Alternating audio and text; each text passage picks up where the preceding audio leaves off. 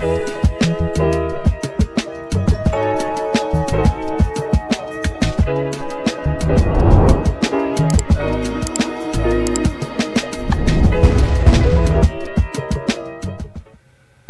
we're into an episode of On the Wrist from Off the Cuff. A really special segment for you guys where we'll be comparing what I think are actually two pretty comparable watches on opposite ends of kind of the spectrum of heritage and price point, and you know, obviously micro brand versus a very huge macro brand. Now, first of all, I will have to thank channel sponsor Belmont Watches, located in San Diego, for sponsoring this segment. Big shout out to them. Because of their support, I'm able to dive into a couple more conversational segments like this versus just your basic kind of product review. Now, in terms of the type of watches that these two fall under, the category would be, of course, dive watch. Some key characteristics, like when you're looking for a diver, of course, you want something that's tough, legible with a dive time bezel, and dive extension is always nice if on bracelet. Water resistance, typically some type of screw down crown, all of those goodies. We're looking at a Seiko versus a Traska. A little about the brand Seiko. They were founded back in 1881. They're Japanese in origin, now factory throughout Asia. They cover all market segments from entry level to high end. This is their Prospex Marinemaster SJE101 versus the Traska, which was founded by John Mack in 2018 and headquartered out of Jacksonville Beach, Florida. These watches are, you know, produced with Asian production, and this is the Freediver 5th generation, and it's essentially Traska's latest iteration of their original diver with even more refined areas in terms of both style and execution. It goes for $660 direct and will be restocking in mid-April of 2024, whereas the Marinemaster was released towards the beginning of this year, and it's been you know, facing a lot of controversy in terms of kind of what people expected from Seiko and what they expect from watches branded Marinemaster. So they've definitely subverted a lot of expectations, but at the end of the day, you know, regardless of those prior expectations, this is a $2,800 dive watch. It is premium. I sourced it through Belmont Watches, and it's one of my more worn watches now because of how versatile it is, because of its size at only 38.5 millimeters in diameter in terms of the case, and at the bezel, it's 39.3 millimeters. So it is also quite thin at just 12.3 millimeters. So it's a really great wearable watch. I know it's not for everyone. I'll try not to get too deep into the controversy there, because really what I want to do is showcase and highlight some of the differences in terms of the approaches of two what I think are very compelling choices, you know, depending on what side of the spectrum you are on in terms of your budget. But with all that said, let's also actually just do a quick word from our sponsors.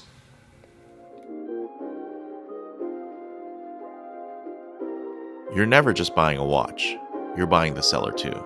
Well, here's a seller I can absolutely recommend. Belmont Watches in San Diego. Adam and Anthony are the real deal, true collectors with an enthusiast's eye. Check out their well-curated and regularly updated selection at belmontwatches.com. Follow along for weekly drops, and if you don't see something you like, reach out and connect. They might just have a lead on one of your own Grail watches.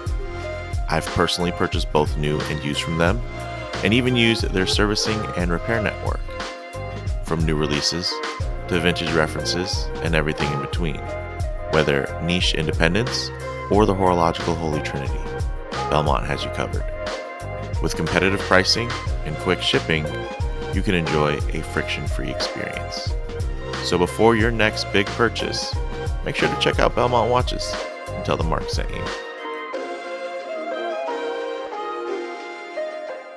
All right, guys, another huge thank you to Belmont Watches, and here we go. Two really nice pieces here, guys. Even if we get into the specs, these are relatively, I think, perfectly sized, especially with today's tastes kind of downtrending in terms of the more compact, more desirable pieces. I also think these both play well off of the idea of being a little bit more of a modern update to some very classical lines in terms of their general aesthetics.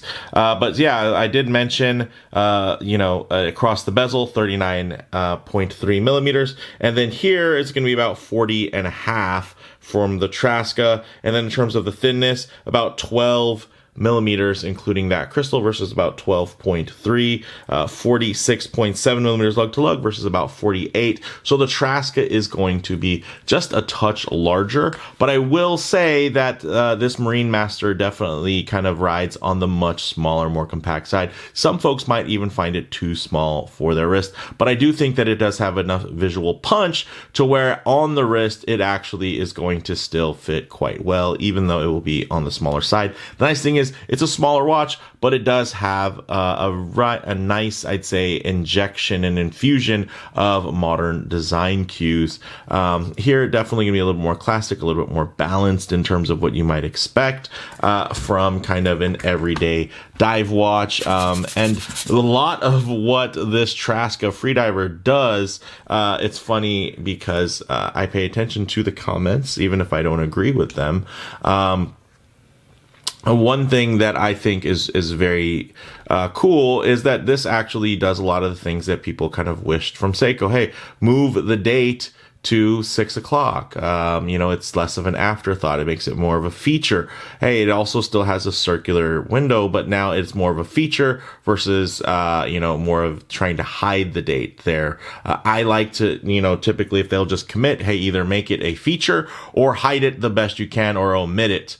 Something in the middle, it's just where I think it doesn't kind of go well either way. But as you guys can see here, I think these are two nice, let me give them a quick little wipe here off camera. Two very nice, executions that are quite different, but I think still quite the same because they both do have circular cutouts, one with a really cool kind of bevel around it that is, gives you a little bit of a high polished kind of framing around it, versus here with the color match disc is going to be definitely something that's going to be a little more hidden, especially within this dial where you're going to be getting this nice kind of plank style pattern, going across horizontally, versus here, hey, it's quite glossy. It definitely matches that, beautiful bezel insert. You're going to have that kind of black enamel dial, very glossy, really tying in to that ceramic insert. Ceramic, right? Versus here, this is not going to be a ceramic. It's actually going to be a coated,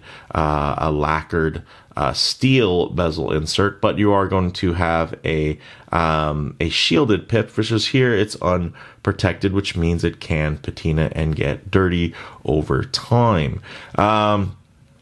Also here, you're going to notice it has quite an angle, versus here it's nice and flat in terms of that. And then also rounded edges on the case sides versus beveled and cut, and in terms of some undercuts and really trying to thin out the mid case, versus it just kind of being itself here, just with a little bit more of an organic style, with actually I think pretty similar crowns in terms of size and grip, but you can see one is signed, and a lot of people, they just love a signed crown, which you're not really going to get in terms of Seiko's Prospex range. Also, although these are really well articulated in terms of the links and they're nice and short, hey, these are nice and short, but they're even better articulated because they're fully articulated. Also, hey, look, here, more of a minimalist clasp, right? They wanted something that wasn't going to overwhelm the watch, that is much smaller than they usually do. So yeah, this is much smaller. It still has that folding section, but the clasp footprint itself is actually quite small. Here, you're going to have a larger clasp, but it's hiding a lot more features, like a toolless micro adjust. So you can actually just press this button here and then pull it out or push it in. So actually, let me push it. There you go. You can see when it's pulled all the way out, still nice. I think it integrates really well. And then when you push it all the way in, of course, you can't see that. Another nice feature that they both have is they're both hard-coated. Here, the Traska essentially is going to be using a DLC coat that does harden the surface of this to about 1200 Vickers, which is really nice and quite strong. And I've even tried to scratch these in the past, and I'll say that their coatings have only gotten better and more clean looking, so that you're not getting a tint. Similar to Seiko, where I feel like their Dia Shield, they've done a really good job of keeping the steel quite bright, and it not looking too tinted or dark. Even with the coatings. Of course, the Dia Shield is not going to be quite as, I would say, quite as sturdy. But at the same time, you know, it's also not as thick, right? So there's going to be kind of trade-offs there. But yeah, I mean, I think you look at these two watches and they do have a kind of a similar look to them, surprisingly enough. Although this watch has been, you know, refined over the years, over time, and this is a kind of a new watch. It's funny that, you know, from humble beginnings, they've kind of arrived at a similar aesthetic in terms of that kind of classic skin diver layout. But here you're going to see the classic skin diver lugs, which are boxed, versus here it's going to butt right up against the case. So it's going to be more circular and rounded, more modern. Also, you're both going to have drilled lugs, which is great. Yeah, and you know, they both have nice thin movements that beat at 4 hertz. And that's awesome. So yeah, there's a lot that these have in common, but let's actually get them on the wrist and see how they wear. Okay guys, as you can see on my 7.5-inch wrist, this pretty much wears perfectly. Check that, especially now with Watches and Wonders announcing that all black on black bay. I have to tell you guys, you know, this is going to be a great competitor to something like that, especially at the price point. Of course, you got to get them while they can, because, you know, John, it's a very small operation. So, I mean, you know, when he's getting inventory made, you know, it's one batch at a time. One thing you guys will also notice is you're going to get that nice female end link. So the drape is really nice on the wrist.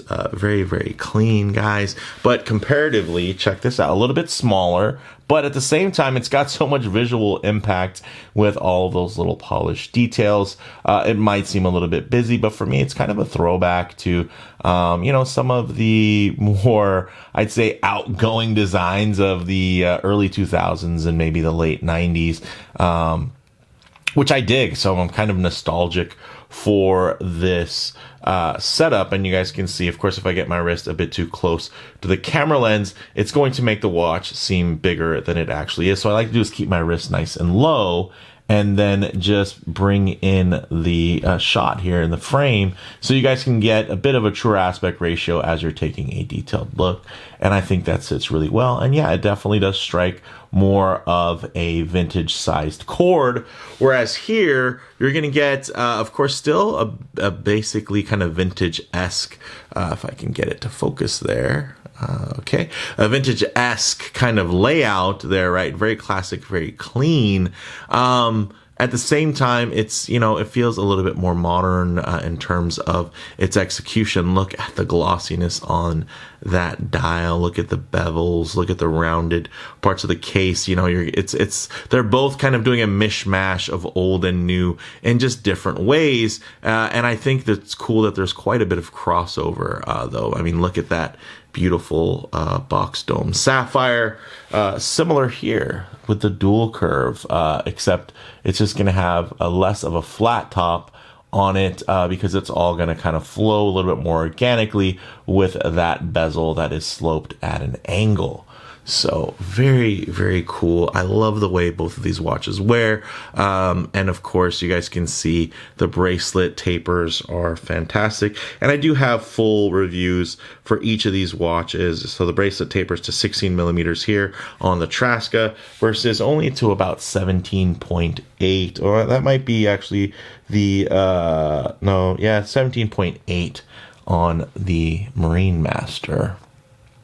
So quite nice, guys. Either way, I think both of these look fantastic. Definitely a little bit more minimalist here from this perspective, but also a little bit more minimalist from the feature set. Some people are really upset that this isn't longer, but people have been complaining about the big bulky clasped for so long. You know, there's only so many things you can do. You do one thing, it upsets somebody. The nice thing is with these really short links, the nice thing is you don't have to have a super long clasp in terms of micro adjust settings, because essentially the regular links are about as long as half links. So you're gonna be able to dial this in and then have really just pretty minimal in between link, position on that clasp. So this one's going to feel quite organic and really wrap, versus here maybe not quite as much. But the nice thing is with that additional articulation, even though the links themselves aren't quite as rounded and the clasp itself isn't quite as rounded, it still feels quite quality on wrist. And then of course you do have the adjustability in case your wrist swells. So with that said, let's actually get these off the wrist, set up for some Lume shots, low light transition, and closing thoughts. Okay, let's go ahead and hit the lights here. Hey, as you can see, two different approaches.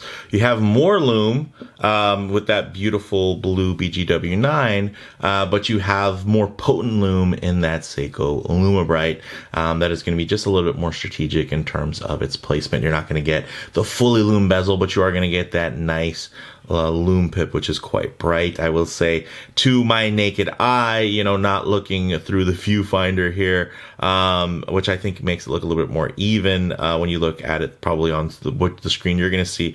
I will say the initial brightness, I would say, would go towards the Seiko versus the Traska, but the Traska is no slouch. I mean, I think that looks outstanding, especially considering how refined this watch is, and that also in daylight it is a nice clean white versus the Lume on the Seiko, although much whiter than many of its contemporaries that are using Lume within Seiko's own line. It still, I would say, does have a little bit of a tint to where you kind of know that it's Lume in terms of getting kind of that day Lume glow. Man, these look great. Normally I've already kicked some light on by now, but of course, I gotta get to it, guys. A little bit of low light transition, because you're not always going to be out in the middle of a field enjoying direct sunlight. A lot of times you're going to find yourself coming in and out of buildings, walking underneath overhangs, or just hanging out underneath the shade of a tree. So it is nice to see what these colors, textures, and finishes render like in less than optimal lighting, guys. So maybe include a bit of harsh lighting,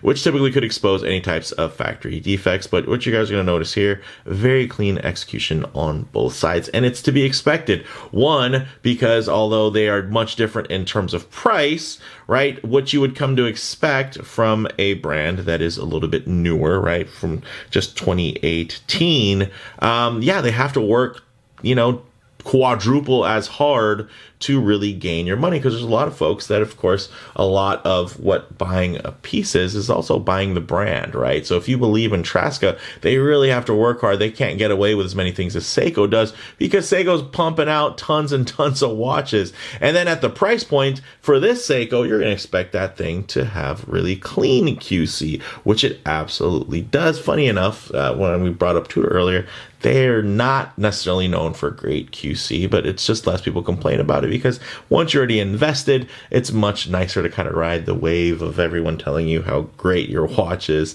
And those are great watches, don't get me wrong. I mean, their whole DNA is to really be an affordable Rolex, right? A poor man's Rolex, or a smart man's Rolex, if you will. So, I mean, it's hard to beat that, considering these, I think, have different missions, right? I think Seiko has always been more of a competitor in terms of what they've done with their history, and, the horological significance that they've done over the years, especially within the dive watch space. And Traska, competing with much smaller brands, right? Competing with, it's kind of in that craft beer space, where you're just competing with a bunch of other experts that are doing a bunch of amazing, great things, and somehow you're trying to make your product stand out enough to where it has a signature vibe to it, but also still matches up well enough to where, those that are just kind of spec sheet shopping are still going to be fine. Oh my gosh, guys, these look great. Look at how dynamic that Marinemaster is. There's just so many different textures and finishes. It just plays with the light. And of course, it's still quite legible. Whereas here, you're going to see just that deep inky black on the Traska. Very clean, very high contrast the whole time. And then, of course, great lume. Look at that. They didn't get recharged at all, and they're still pumping away. Of course, I'm going to give the advantage here, as we see, is going to go to that Lumebrite. It is just it's bright for a reason. But again, this Traska is just pumping, and I've seen, you know, a BGW9 that doesn't do this well. I mean, this is outstanding, guys. Very, very cool. All right, so again, this is not a dedicated review for either of these. I've done reviews for every iteration of the Freediver in terms of, you know, each generation, and this is the 5th generation, and there's, you know, definitely some nuances that are going to be hard for you guys to pick up, like in terms of improvements of just the finishing of the coin edge, right here and there. They just tightened things up here, there.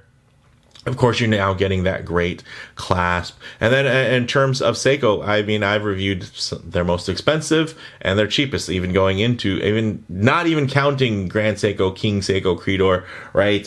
Even just expensive other Seiko Prospex watches or Presage watches.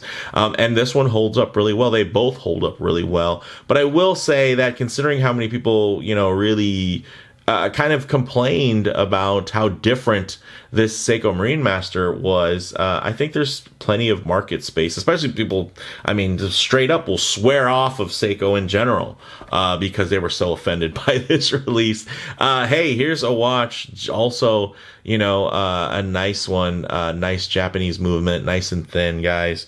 You're going to have, of course, Miyota. One thing I noticed, this is Miyota 9019, so it has lower hand clearance than the 9015. So if they're really maximizing thinness here, and I'm sure it would have been cheaper to just put a 9015 in here, but that's a nice little touch, right? You're getting 42-hour power reserve versus a 45-hour power reserve of the Seiko 6L37. So there's going to be a little bit of differentiation there, guys. Of course, you're getting an ISO compliant divers 200 meters dive watch versus just a regular 200 meters, 660 feet water resistance in terms of its ratings. But I will say, when you look at these, I think they compare well. Let me know what you guys think. I think these are two really awesome options. And really, I'm impressed with them both. I mean, I wear the Marinemaster a whole lot, and I have to say that the Traska, I mean, man, if I wasn't some huge collector, I could easily have this watch and just be supremely happy with it. Like, and only be $660 into it, which I think is wild that you can really have it all for that much. And of course, the trade-off is going to be, there's, you know, the signature Traska design language isn't quite as signature as Seiko's signature design language by virtue of, you know, when each brand was started and you know, when they, but it doesn't mean that they're both going to end in the same place. And I hope that Traska continues to be successful with what they're doing. And I honestly, I think this is their best Freediver yet, which I guess is easy to say considering they think it's their best yet. But I think, of course, it has gone through a couple changes over the years, and I think this one is probably their most competitive, even, and that's something that I think is a little bit more contemporary, because it is competitive, and right now it is more competitive than it's ever been in that space in terms of a Miyota movement, thin diver, you know, even if you have all the bells and whistles, I think this one does it really, really well, a lot better than a lot of its contemporaries that are out there. And I feel the same way about the Seiko, except now Seiko, this particular one, is going to be competing with, you know, different Tag Heuers that are out there, right? And even some, you know, Tudors that are out there as well. So I think they just, you know, they have different competition, but they do make a great case for each of themselves within those demographics. And if you're somebody like me who can enjoy both, by gosh, enjoy them both. And if you have to have one, really, you can't go wrong with either. But let me know what you all think down in the comments below. Again, big shout out to Belmont Watches. Much appreciated, guys. Definitely check them out. I've secured so many awesome, I'm kind of within my my pre-owned era where I'm more comfortable, and that a lot of that has to do with the fact that I have a good relationship with Belmont, because you're not just, yeah, again, like I said, you're buying the seller. So with that said, let me know what you all think down in the comments below. If you like the video, please do hit like, and if you haven't already, please subscribe for more content just like this. Thanks, guys.